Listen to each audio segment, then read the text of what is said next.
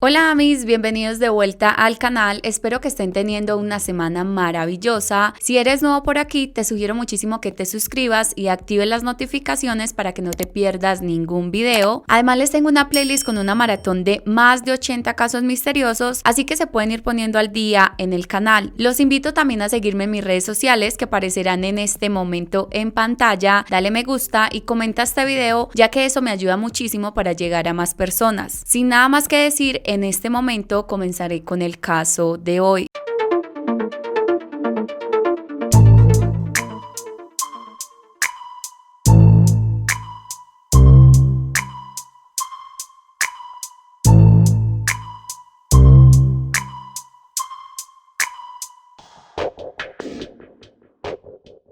Lisbeth Tatiana Vaquerizo Muñoz era hija de Virginia Maruxi Muñoz, mejor conocida como Katy, y su esposo Mario Vaquerizo. Ella nacería en Guayaquil, Ecuador, y crecería en el popular sector del Cristo del Consuelo, donde destacaba el trabajo de su madre como estilista. La joven sería hija única hasta los 18 años, pues precisamente a esa edad uno de sus más grandes sueños se haría realidad. Desde que era muy pequeña, ella siempre manifestaba en su cumpleaños su deseo en voz alta antes de soplar la vela. Este era tener una hermanita. Los padres consideraron que ahora que su única hija estaba tan grande, era momento de traer otro integrante a la familia, así que después de intentarlo por mucho tiempo, por fin quedarían en embarazo. La llegada de Katia, el nombre que le dieron a la segunda hija, sería una felicidad enorme para todos en la casa, pero aún más para la hermana mayor, quien la amaba, trataba y cuidaba como si fuera su propia hija. Lisbeth era una joven alegre, inteligente y una hija y hermana muy amorosa. Desde niña e influenciada por el trabajo de su madre, la joven mostraría un gran interés por la belleza. Es por eso que una vez creció, desarrollaría la pasión por el maquillaje, convirtiéndose en una maquilladora profesional. De este trabajo comenzaría a tener ingresos debido a la gran habilidad que tenía a la hora de resaltar la belleza de otras mujeres. Eso sí, sin nunca abandonar la propia. A esta mujer le encantaba estar siempre bien arreglada, su vanidad la hacía verse impecable todos los días, su cabello, sus uñas, su ropa, todo bien acoplado a su imagen dulce y delicada. Su vanidad jamás le impediría ser la mujer tan trabajadora que era, además de soñadora. A su mamá le llegaría a contar varias veces sobre sus anhelos. Algunos de ellos eran viajar mucho, tener una carrera exitosa y fundar su propia empresa. En el año 2007, Lisbeth, con 17 años y aún cursando su último año de colegio, conocería a quien cambiaría por completo su vida, aunque por supuesto para ese momento ni ella ni nadie lo sabía. La chica conocería a Luis Hermida, un joven de su misma edad en quien comenzaría a interesarse y con quien solía encontrarse después de sus clases para conversar y conocerse más. El gusto entre ambos iría aumentando, así que ella decidiría advertirle que sus padres le habían dicho que solo podría tener novio a los 18 años, así que debían esperar. Afortunadamente, la espera sería bastante corta. Luis entonces decidiría aventurarse a la vivienda de la familia Vaquerizo con flores, chocolates y un peluche para ella, y aunque con algo de timidez pero supremamente respetuoso, se presentaría ante don Mario y Katy diciéndoles que estaba enamorado de su hija y quería preguntarle si le permitían salir con ella. Los padres se sorprendieron gratamente ante aquel chico educado y atento que había conquistado a su muchacha, que la trataba como una princesa, casi como ellos mismos la habían tratado toda su vida, así que la relación recibiría el visto bueno de ambos e iniciaría con pie derecho. Luis Javier Hermida Núñez, quien también había nacido en Guayaquil, Ecuador, era hijo de Nancy Núñez Medrano y Luis Bolívar Hermida Gómez. Además, tenía dos hermanos más, llamados Miguel y Josué. El padre del joven hacía del alquiler de una flota de taxis la principal actividad económica de la familia. Con el tiempo, los Hermida pondrían un almacén de repuestos automotrices que en el año 2016 se convertiría en una compañía importadora de autopartes coreanas, por lo que su poder adquisitivo crecería considerablemente. Para hacernos una idea, en el año 2019 la facturación de la empresa bordearía los $600,000. Los accionistas originales fueron el padre y sus tres hijos. Luis Javier específicamente sería nombrado como el presidente y su padre decidiría encargarse de la gerencia general. Para ellos era muy positivo que fuera un negocio familiar, pues los ingresos que se obtenían era dinero que retornaba a casa. Una vez la pareja de novios salió del colegio, se interesarían por la misma carrera, ingeniería comercial. Es por eso que ambos iniciarían sus estudios en la Universidad de Guayaquil. Ya para este punto, aquella relación de noviecitos de colegio se tornaría en algo muy serio y estable. Luis veía en su pareja al tipo de mujer con la que quería conformar una familia. Sus suegros por su parte mantenían la buena impresión que les causó aquel chico la primera vez que lo conocieron. Con ellos él era muy caballeroso, los invitaba a salir a todos, les abría la puerta de su carro, les preguntaba cómo iban, si querían un poco de aire, tomar tomar algo, mejor dicho, siempre estaba muy pendiente y atento. La misma Katy diría que con Lisbeth no era diferente, él siempre le preguntaba, nena, ¿estás bien aquí? ¿Necesitas algo? ¿Te traigo algo? Nena, si quieres nos vamos a otro lado, mejor dicho, un caballero completo. En el año 2013, después de que la pareja llevara ya varios años juntos, Luis se arriesgaría y le propondría matrimonio a su novia. No obstante, su petición sería rechazada debido a que Katia, la hermanita menor de la joven, había sido diagnosticada con leucemia y Lisbeth no consideraba que ese era un momento apropiado para llevar a cabo una boda. Además de que ella quería estar al lado de la niña para apoyarla y ayudarla, al igual que a sus papás en cualquier cosa que necesitasen. Frente a la negativa, Luis se mostraría muy poco comprensivo y preferiría alejarse de ella, pero pasado unos días y después de darse cuenta de que su compañera sentimental tenía razones totalmente válidas para rechazar su petición, la buscaría y continuarían juntos. Cuando el par de novios estaban a un solo semestre de graduarse de su carrera para ser profesionales en ingeniería, Luis de nuevo se lanzaría a proponerle matrimonio a su novia. Ella nuevamente le daría un no como respuesta, sin embargo, aclarándole que no era un no rotundo y que ella estaba completamente enamorada de él y lo amaba demasiado, pero en ese momento ambos estaban atravesando mucho estrés, pues tenían que preparar la tesis de grado que por cierto compartían y ella consideraba que esa debía ser la prioridad por ahora. De nuevo, el chico reaccionaría distanciándose, pero sus arrebatos le duraban poco porque siempre volvía a buscarla para continuar la relación. La pareja finalmente había recibido su título profesional de ingenieros comerciales. Lisbeth desde hacía ya 4 años trabajaba en el departamento de comercio exterior de una importante empresa transnacional de electrodomésticos, al tiempo que continuaba laborando como maquilladora y fiel a su esencia, emprendería creando una marca llamada Lika Organic by Lisbeth Vaquerizo, en donde ofrecía productos orgánicos para el cuidado facial y capilar, los cuales promocionaba en sus redes sociales. Luis, por su parte, continuaría trabajando para la compañía familiar. Para este punto, a ambos les estaba yendo bastante bien económicamente y la mujer, quien se caracterizaba por ser muy soñadora, poco a poco iba materializando todos los proyectos que siempre había tenido en mente. El 8 de octubre de 2019, los novios al fin acordarían contraer matrimonio, aunque la boda religiosa se celebraría 5 semanas después, el 16 de noviembre. La boda sería descrita como un cuento de hadas. Los prometidos estaban inundados de dicha, Lisbeth estaba preciosa y la marcha nupcial sería dada por un violinista, quien tocaría la canción de La Bella y la Bestia, mientras la mujer entraba a la iglesia junto a su padre para ser entregada al hombre que durante más de 10 años la había amado y protegido incondicionalmente. La luna de miel la decidirían celebrar en el Caribe mexicano. En las fotos del matrimonio publicadas posteriormente por la mujer en la red social Facebook, se reflejaba la felicidad en aquella pareja joven y llena de sueños que se embarcaba en este nuevo reto de construir juntos. En la descripción de una de las fotos publicadas el 11 de febrero de 2019, la esposa redactaría un bonito mensaje que resaltaba la dicha que ya era evidente en su sonrisa. Abro comillas: tengo que admitir que lo nuestro fue un cuento de hadas, una historia de película. Este hombre que ven aquí me conquistó por su alma, por su carisma y el gran amor que siente por mí. No cambiaría nada de nuestra historia. Toda es perfecta. El 21 de diciembre del año 2020, la Navidad y el ambiente de festejo se sentía en todos los rincones de Guayaquil. Así también se evidenciaría en el trabajo para Katy, ya que debido a la profesión que tiene, esta época del año es cuando más llena estaba su agenda. No era diferente para su hija mayor, quien tenía mucho trabajo tanto en la empresa como en sus clientes para maquillar. Por este motivo, ambas no habían podido verse mucho por esos días, pero igual no perdían la oportunidad para llamarse, escribirse y estar al pendiente la una de la otra cada que tenían un ratico libre. Cuando Katy terminó de atender a la última de sus clientas, se sentaría a cenar con don Mario, su esposo, y solo alcanzaría a comer un par de bocados cuando recibiría una llamada que les cambiaría la vida para siempre y sería el inicio de una de las peores pesadillas de la cual tristemente no se podrían despertar.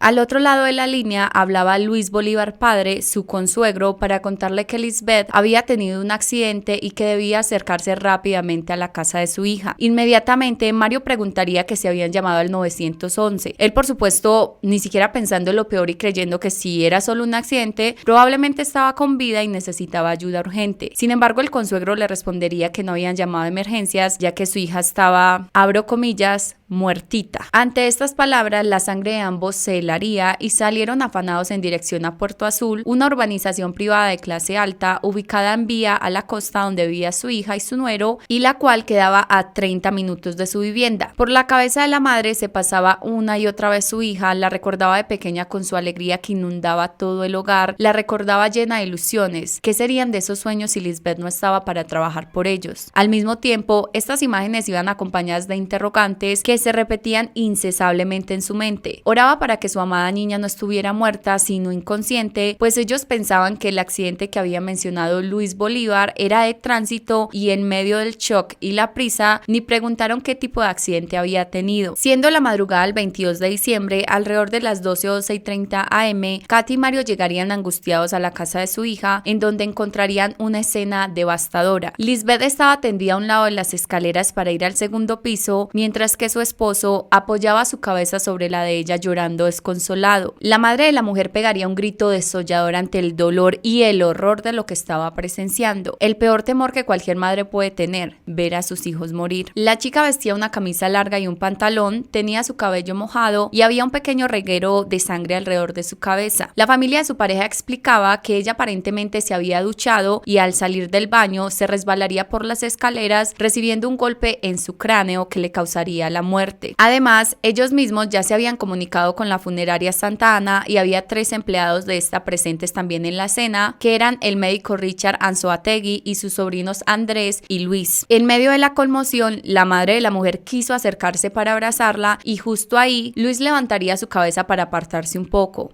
Ambos se miraron y la suegra notaría una extraña herida de unos 4 o 5 centímetros que él tenía en su ceja izquierda. Rápidamente en la cabeza de Katy se comenzaría a crear una hipótesis de lo que había sucedido, en la cual la pareja pudo haber tenido una discusión y en medio de esta su hija lo habría agredido y él reaccionaría empujándola por las escaleras, causándole la muerte. Mientras, esta señora no paraba de mirar a su yerno y su herida, aunque no le alcanzaría el tiempo para preguntarle qué le había ocurrido, ya que él se adelantaría diciéndole que lo habían robado y golpeado. Ella, en medio de lágrimas, le pediría insistentemente que por favor le dijera la verdad, pero él le manifestaría que jamás le haría nada malo a su esposa y que todo en realidad había sido un accidente. Luis Bolívar se acercaría a los padres de su nuera para manifestarle cuánto lamentaba lo sucedido, comentándoles que ellos habían llamado al doctor de la funeraria Santa Ana para que allí se encargaran de todos los trámites funerarios. La familia Armida se mostraría bastante compasiva con los padres de la víctima y les dijeron que no les querían sumar aún más angustia, así que ellos se encargarían de la funeraria y de cubrir todos los gastos que se requieran. Había pasado apenas 1 hora de la muerte de Lisbeth cuando Luis Bolívar le sugeriría a don Mario que sepultaran a la mujer ese mismo día al mediodía. El padre se sentiría un tanto presionado porque eran sus consuegros quienes amablemente estaban ayudando con los gastos del fallecimiento de su hija, pero aún así se negaría respondiéndole que eso era imposible, ya que ellos tenían que velarla al menos una noche. El otro hombre no insistiría más y solo asintió con su cabeza. Sin embargo, minutos después se acercaría a donde Katy para explicarle que no era necesario hacerle una autopsia a la víctima, pues el médico Richard ya había confirmado la causa de muerte y no consideraba que valía la pena cortar el hermoso cuerpo de su hija con ese procedimiento. En ese momento esas palabras tuvieron muchísimo sentido para esta madre desconsolada y por supuesto pensó que su hermosa niña debía ser despedida impecable y preciosa como siempre se había mantenido en vida. La mejor amiga de la fallecida, llamada Lisbeth Jocelyn, si eran tocallas, vería en las redes sociales de Katy que estaban dándole el adiós a su amiga Liz. Ella no lo podía creer y un tanto aturdida le escribiría a Luis para que le contara qué había pasado, pero este no le respondió. Sin embargo, ella le escribiría nuevamente dejándole un mensaje de condolencias, lamentando la muerte de Lisbeth y cómo aquella situación tenía que estar siendo muy difícil para él. Jocelyn entonces procedería a llamar a la señora Katy y fue de ella quien escucharía la confirmación de lo que tanto había querido negarse. La joven le preguntaría a la madre de su amiga que cómo había muerto. La mujer le respondería que su hija había tenido un accidente en las escaleras de la casa. Sin pensarlo mucho, de la boca de Jocelyn saldría la afirmación: no, ese maldito la mató. Katy trataría de calmarla y le pediría que no hiciera esas aseveraciones tan delicadas, además de que podrían perjudicarla por perjuicio, así que la chica no diría nada más en ese momento. Ese mismo día, martes 22 de diciembre de 2020, se realizaría el velorio de Lisbeth y en este el esposo empezaría a generar sospechas entre algunas de las asistentes, entre estas la madre y amigas de la víctima. El sexto sentido de madre le daría una corazonada a doña Katy de que algo no le estaban contando. contando. Las palabras de la amiga de su hija aún seguían en su cabeza y además veía a su yerno muy tranquilo. Si bien esto le generaría inquietud, pues quien estaba en el ataúd era la mujer con la que había mantenido una relación por 13 años y a quien le había profesado un amor infinito, también era entendible que no estuviese mostrando su aflicción en ese instante, pues esa era su manera de reaccionar. Sin embargo, lo que era aún más raro para Katy era que él no se acercara al ataúd a ver a su esposa ni una sola vez. Ahí mismo, esta mujer oraría con fervorosa fe, pidiéndole a Dios que si le estaban ocultando algo, que por favor le permitiera a su hija susurrarle al oído la verdad. Al velorio llegaría también Jocelyn junto con otras amigas en común de la fallecida para darle el último adiós. Como sabemos, esta chica dudaría desde un principio de la causa de muerte que el esposo de su amiga había dado, así que cuando se acercó a aquel cajón frío que guardaba el cuerpo de Lisbeth, se detendría a observar por varios minutos para, aparte de llorar, analizar los detalles que en medio del dolor y la angustia los padres no pudieron ver. Lo primero y más evidente que ella notaría sería que la mujer estaba peinada con el cabello recogido hacia atrás y se lo habían dejado húmedo. Lo primero que se preguntaría era por qué la habían peinado así, si todos sabían la persona vanidosa que era y que le encantaba estar impecable siempre y con su cabello suelto, planchado, bien arreglado. La chica no entendía por qué el día de su despedida le dejaban el cabello aparte de mojado, recogido también en una forma que ella jamás lo llevaba en vida y como nunca le hubiese gustado ser recordada. Lo segundo que notaría sería aún más perturbador. La fallecida tenía un moretón en el pómulo derecho, además de que había marcas similares en los brazos, los cuales evidentemente habían sido maquillados, pero aún se podían percibir si se les miraba detalladamente. La joven se acercaría a su círculo de amigas y les comentaría sus sospechas. Ellas procederían a acercarse una vez más al ataúd, pero esta vez para verificar con sus propios ojos lo que Jocelyn estaba diciendo. Y sí,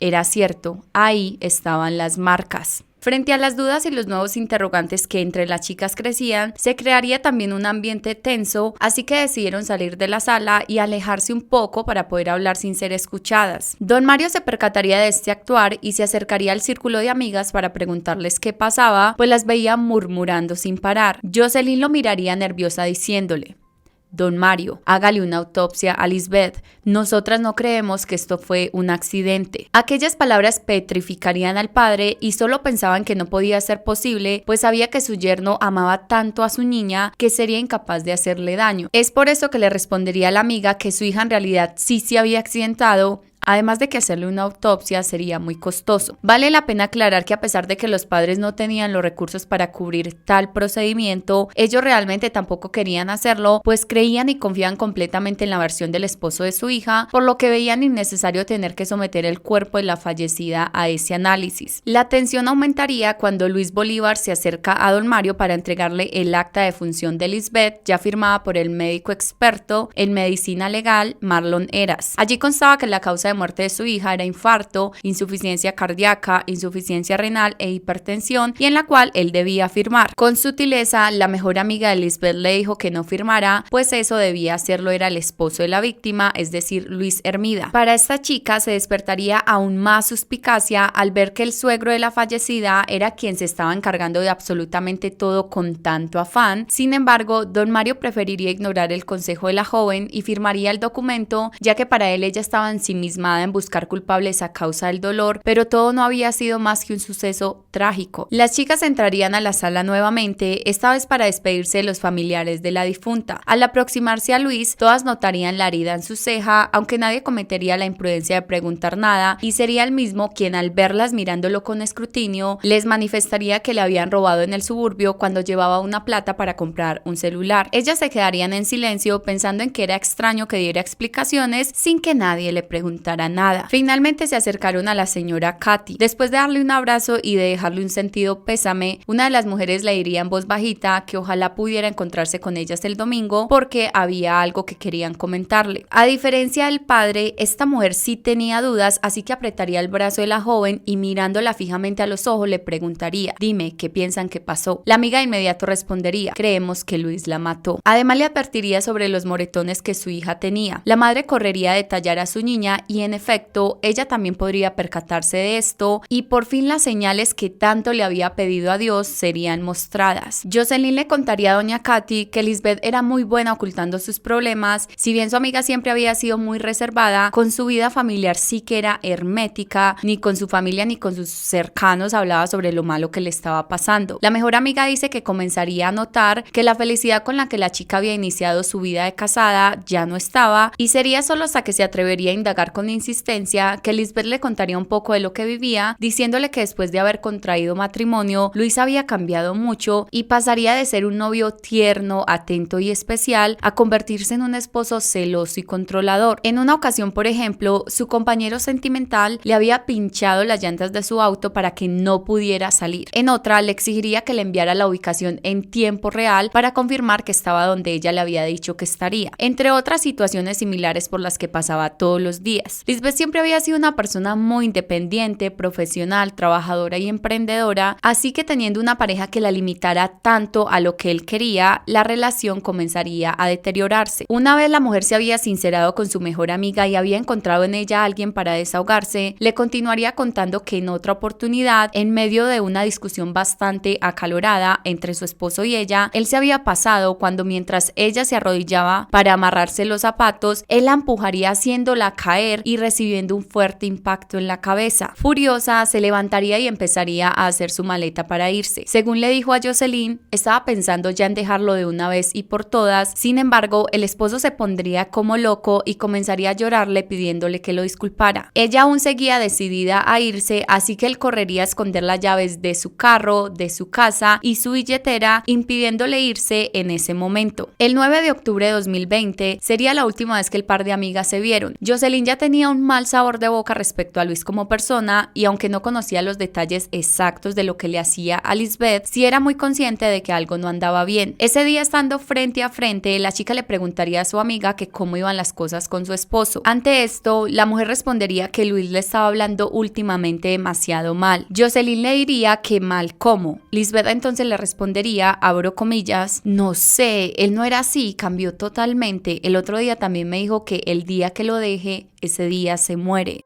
Todo lo anterior era completamente desconocido por los padres de la fallecida, pues ante ellos su hija estaba más que feliz en su relación y jamás mencionaría algún problema. Además, el yerno siempre se había mostrado tan caballeroso y amable que jamás llegaron a imaginar siquiera que él pudiera hacerle algo malo a nadie. La pareja llevaba 11 años de novio y 1 de casados y nunca enfrente de ellos él se había comportado incorrectamente. En la mente de Katy se comenzaría a rotar velozmente cada momento después de la muerte de su hija y allí comenzaría a atar cabos, aquellos detalles que en medio del frenesí y la anestesia del inmenso dolor no había tenido en cuenta. Por ejemplo, que Luis ni la familia de este habían llamado al 911 para auxiliar a Lisbeth después del accidente, o que en el momento en el que ella llega, al ver a su hija desmadejada en el suelo, se tiraría a abrazarla y a arroparla con sus propios brazos. En ese momento notaría que los brazos de su hija estaban demasiado rígidos y fríos y en ese momento no sería una señal de alarma, pero ahora aquello era supremamente relevante porque si su hija había acabado de tener un accidente en las escaleras, ¿cómo era que en cuestión de máximo 1 hora su cuerpo se hubiese puesto tan duro? Los padres de la difunta se dirigirían a la comisaría para establecer una denuncia por el presunto asesinato de su hija y antes de que la joven fuera enterrada, un grupo de funcionarios del Departamento de Medicina Legal llegaría a la sala de velación a retirar su cuerpo para proceder a hacerle la autopsia. Junto a estos profesionales llegarían también algunos policías encargados de interrogar al viudo y que éste brindara su versión libre y voluntaria, porque a fin de cuentas hasta ese instante no había nada de lo que pudieran acusarlo, por ende no había una orden de detención en su contra. Para dar aquella explicación de lo ocurrido con su esposa, él tendría que ser trasladado hasta la estación de policía, pero curiosamente, con tan solo ver a los agentes, la familia Armida se alteraría y se interpondría en el camino de los oficiales, preguntándoles que qué pasaba y que por qué estaban allí. Mientras que los agentes intentaban llegar hasta donde estaba Luis, él se subiría rápidamente en un carro que estaba siendo conducido por su hermano Miguel. Uno de los policías se percataría de esto y se abalanzaría sobre el vehículo para impedir su escape, pero este no frenaría, por lo que tuvo que girar por el capó del auto para evitar ser atropellado. El cuerpo de Lisbeth sería trasladado a la morgue del departamento departamento de medicina legal, donde se le realizaría la autopsia. Lo primero que los expertos notarían es que la mujer se veía extremadamente pálida, lo que significaba que había perdido mucha sangre, algo inusual en un caso de muerte por infarto o deficiencia renal. El médico le preguntaría a Katy si en la escena del accidente habían encontrado alguna hacha o un objeto similar, pero la mujer respondería con una negativa. Seguidamente, ella sería invitada por el profesional al lugar donde estaban revisando el cuerpo de su hija. Al entrar quedaría impactada al ver la mitad de la cabeza de ella rapada, por lo que comenzaría a llorar y a recriminarle al hombre el haberle hecho eso. Él la calmaría y le explicaría todo lo que había encontrado. Para empezar, él notaría, además del pálido tono de la piel, los moretones que tenía en el pómulo y otros verdosos que demostraban que se habían producido antes de la muerte. Los verdosos eran de días atrás y los morados un poco más recientes. Al revisar su cabeza, dijo haber sentido algo rasposo y extraño. Sería entonces cuando decidiría rapar la mitad del cabello para saber exactamente qué tenía allí, y para su sorpresa hallaría lo más perverso de toda esta historia. Lisbeth Vaquerizo había sido golpeada 2 veces con un objeto contuso cortante, es decir, un objeto pesado y filoso. Esto le habría ocasionado una profunda herida en el cráneo, y aquí viene lo más macabro,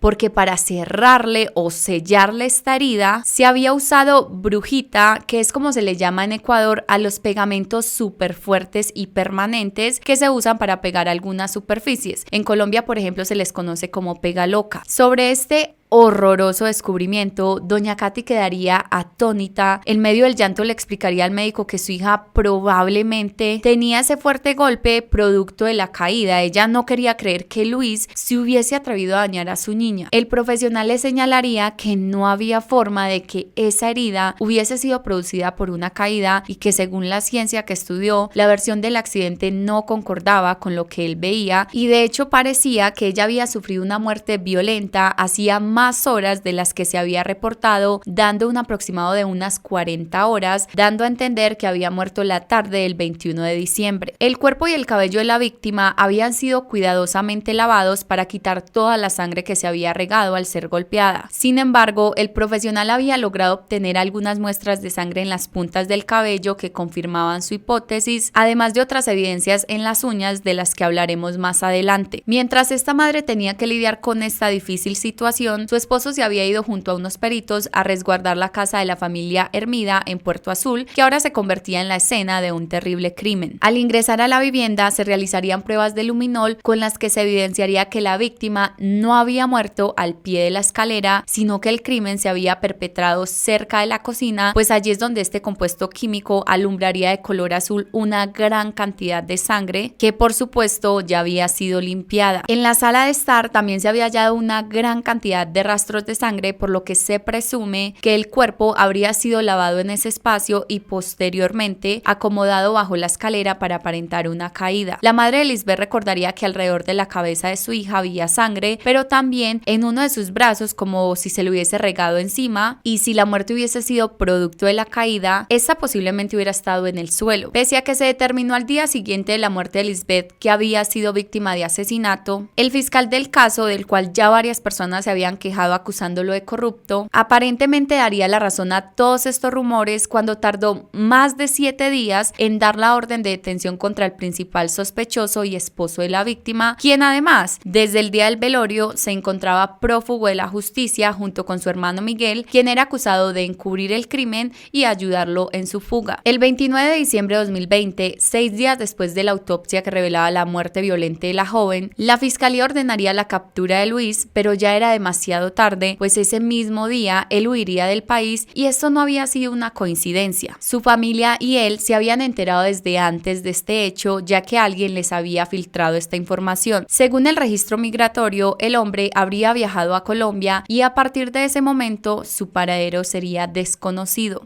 En enero del año 2021, el abogado de la familia Hermida defendería a sus clientes argumentando que ellos en realidad no habían huido, sino que se habían asustado y todo se trataba de un malentendido. Óiganme, esto sí tiene que ser catalogado como uno de los peores sustos en la historia. Imagínense ustedes que el susto termine casualmente en otro país.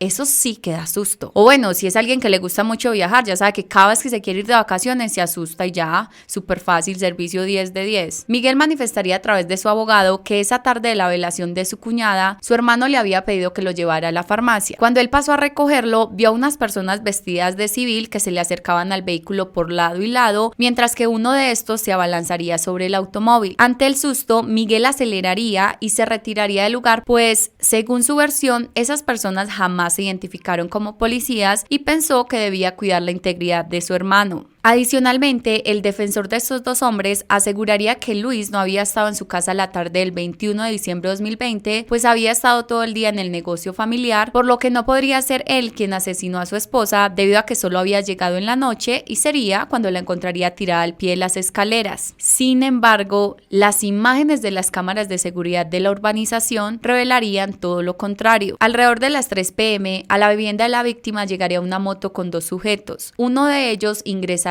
al hogar mientras que el otro lo esperaba afuera. Ambos tenían casco, por lo que su identificación no sería inmediata, pero las placas de la moto darían el nombre de quien la conducía. Este era Ronald Pazmiño, un trabajador de la empresa de los Hermida. Él sería entonces llamado a declarar y aceptaría haber sido quien trasladó a su jefe a su casa porque este así se lo había pedido, pero aclarando que desconocía las intenciones. Diría además que le había parecido un tanto extraña la petición, pues él tenía su carro parqueado fuera de la compañía, pero decidiría aceptar para hacerle el favor. Ese hombre había esperado a Luis por unos minutos y después él saldría y se subiría a la moto nuevamente para regresar al trabajo. Se presume que sería en ese momento que el sospechoso asesinaría a su esposa, quizás después de una fuerte discusión en la que perdió los estribos, como lo había hecho ya otras cuantas veces en el pasado, decidiendo golpearla en la cabeza, pero esta vez causándole la muerte. También se dice que los registros de las llamadas telefónicas ejecutadas el día del crimen lo habían situado en la escena en horas de la tarde, precisamente en el momento en el que se cree los hechos se dieron. Algunas de estas llamadas serían a Richard, el doctor que estaba presente cuando la madre de la víctima llegó, y otra al profesional de medicina legal, Marlon Heras. Quiero aclarar aquí que no sé si se puede obtener esta información aún sin el celular del sospechoso, recordando pues que él huyó y por supuesto no dejó su celular, pero según varios medios de comunicación, la policía pudo obtener estos registros. A pesar de que se suponía que ya se tenía claro cómo había sucedido el crimen, quién era el sospechoso de haberlo perpetrado y los involucrados de encubrirlo, debido a la corrupción tan berraca, como diríamos en Medellín, que se ha presentado en este caso, el proceso investigativo se ha dilatado y ha sido confuso en algunas partes. Es por esto que incluso explicarlo es complicado, pero voy a esforzarme por hacerlo de la forma más clara posible y para ello lo haré en orden cronológico. Empecemos con que de este caso se abrieron dos procesos distintos, uno por feminicidio y otro por fraude procesal. Este último delito se comete cuando existe la intención de engañar al juez en un proceso judicial.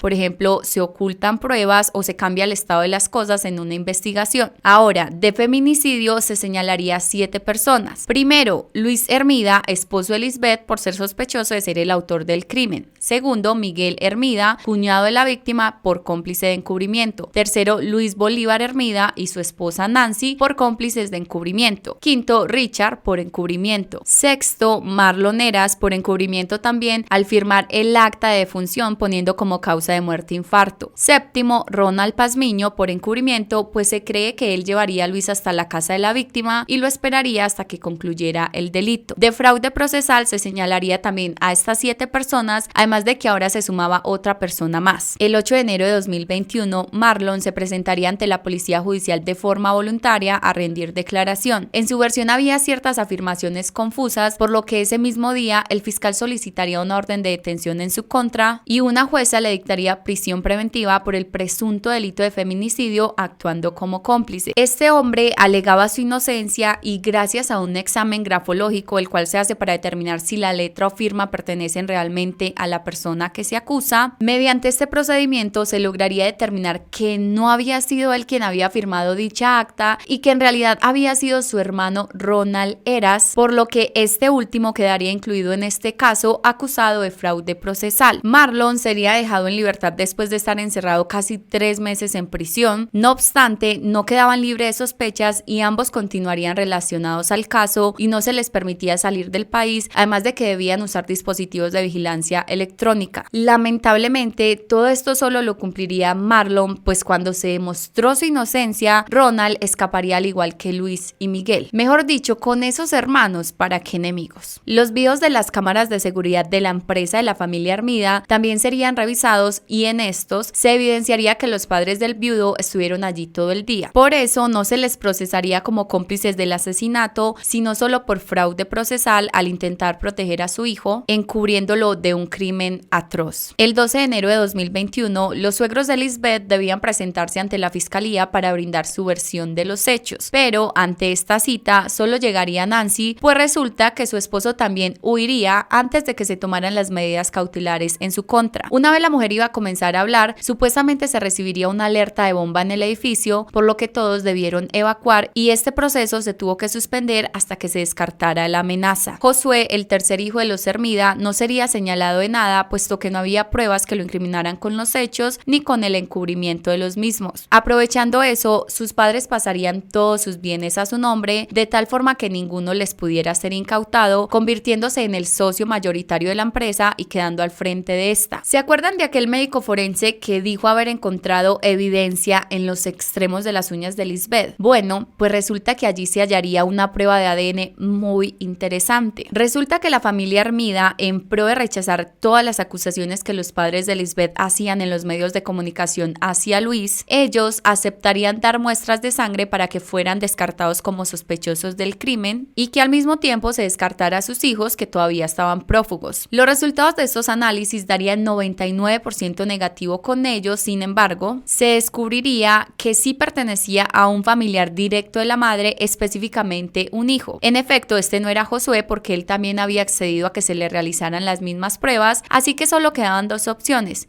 Miguel o Luis. Gracias a esto, ya las pruebas no eran meramente circunstanciales y ahora de capturar y confirmar que el ADN le pertenecía a alguno de los dos, ya tendrían pruebas científicas que probarían su participación en los hechos. El 20 de mayo de 2021, el viudo se comunicaría con las autoridades ecuatorianas a través de una carta. En esta negaría ser el responsable de la muerte de su esposa, pero por primera vez aceptaba que esta no había muerto a causa de un accidente, sino por muerte violenta, ofreciendo algunos detalles de cómo ocurriría el lamentable hecho. Este sujeto explicaría que un señor al que llamaría Fito Vera y otros dos individuos más fueron junto a él a su vivienda, pues les iba a vender unos suplementos e insumos. Al recibir el dinero, él subiría al segundo piso a guardarlo en compañía de Fito. De repente, ambos escucharían un grito que provenía desde la planta baja. Al acercarse corriendo al lugar de donde provenía el sonido, verían a Lisbeth balanceándose como mareada y después cayendo al suelo, pues había recibido 2 golpes en la cabeza con un fierro. Luis aseguraría que no había dicho nada en un principio porque tanto él como su familia habían sido amenazados de muerte después de los hechos. Oigan, es que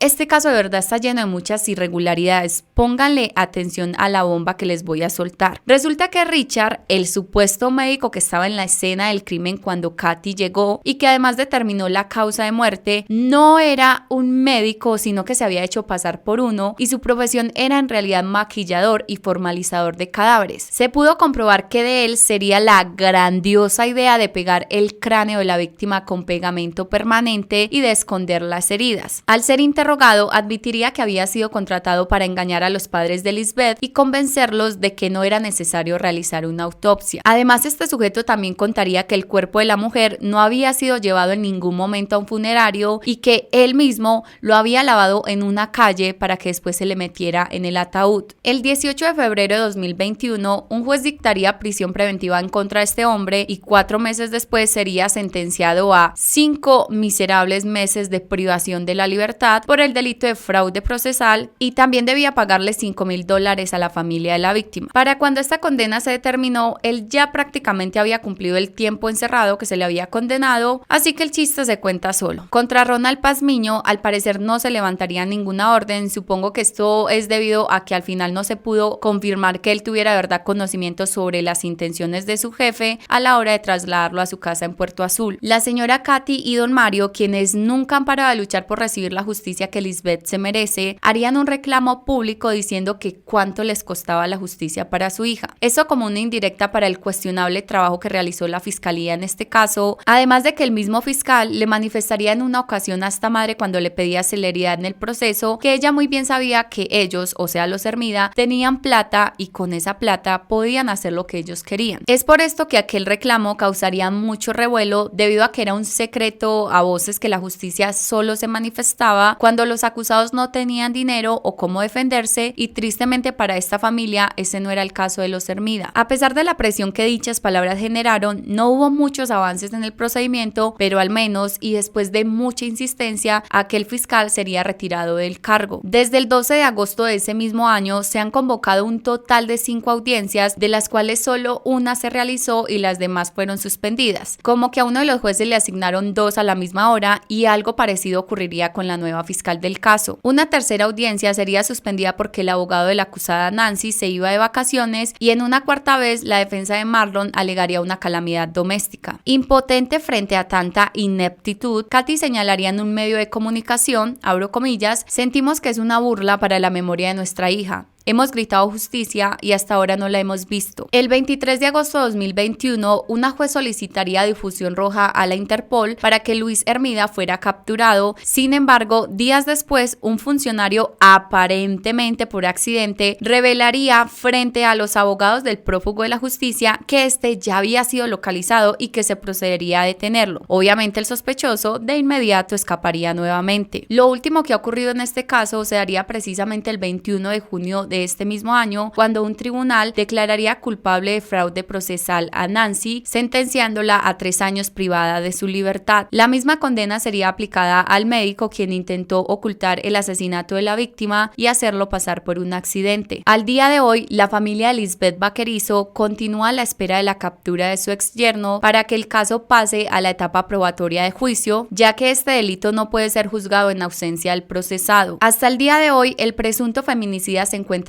prófugo y el proceso judicial se encuentra estancado. Los padres de la víctima continúan esperando justicia, pero hasta ahora el sistema judicial ecuatoriano no ha podido responder por esta ni averiguar el paradero de ninguno de los implicados que huyeron. El duelo, al igual que la intención de justicia, no ha hecho más que prolongarse para doña Katy, don Mario y la hermanita de Liz.